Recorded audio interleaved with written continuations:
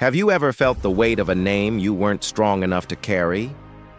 In September of 476 AD, a 14-year-old boy named Romulus Augustulus sat on a marble throne.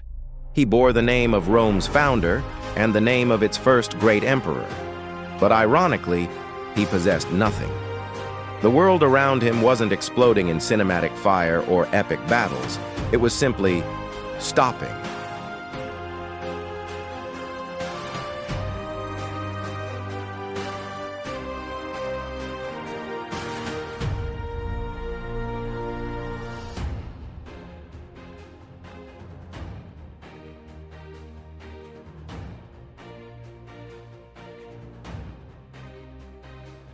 Imagine waking up in an empire everyone calls eternal, only to realize the mail has stopped coming, the coins in your pocket can't buy a loaf of bread, and the soldiers at your door no longer speak your language.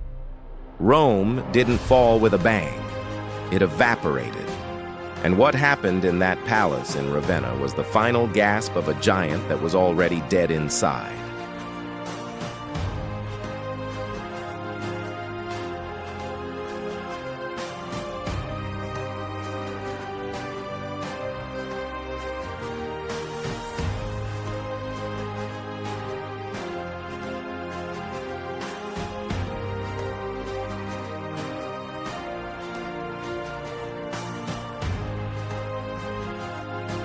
But how did we get here?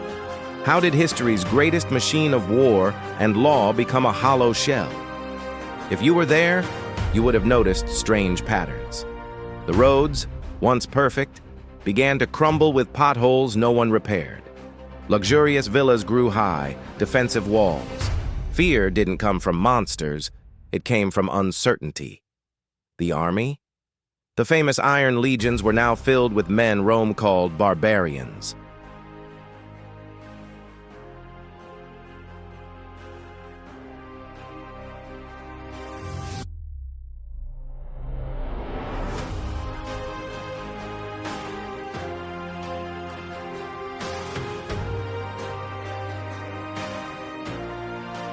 They wore the uniform, but their hearts beat for tribal warlords, not distant senators.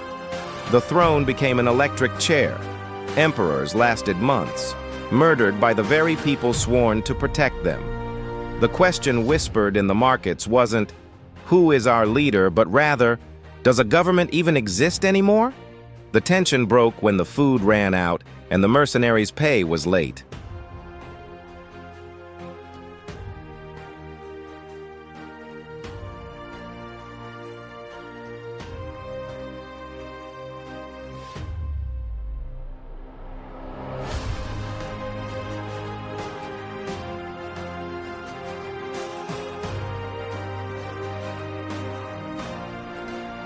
A man named Odoacer, a general of Germanic blood who knew every one of Rome's secrets, got tired of pretending.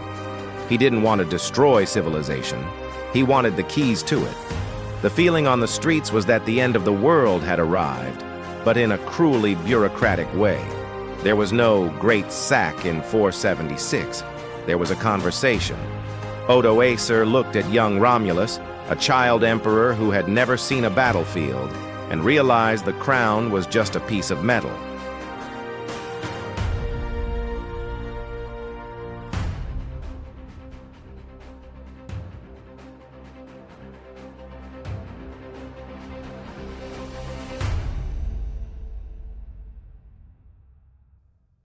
The empire had become a theater where the actors had forgotten their lines and the audience had already walked out. The end wasn't an execution. It was an eviction. Romulus Augustulus was sent to a villa in the countryside with a pension, like a retired clerk from a bankrupt company. Odoacer's final gesture was a masterstroke of cold reality. He took the imperial regalia and sent it to Constantinople with a short message. "We no longer need an emperor here. One is enough for the world."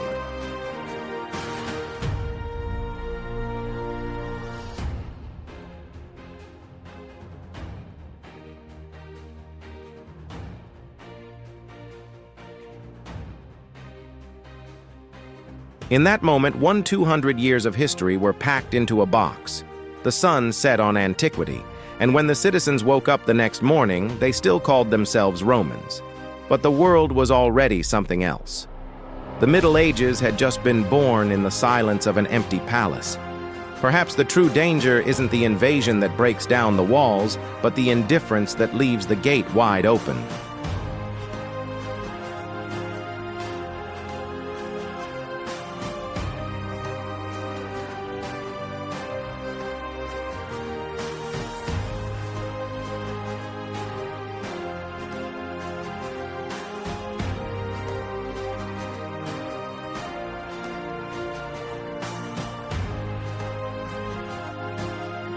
Rome didn't end because it was conquered.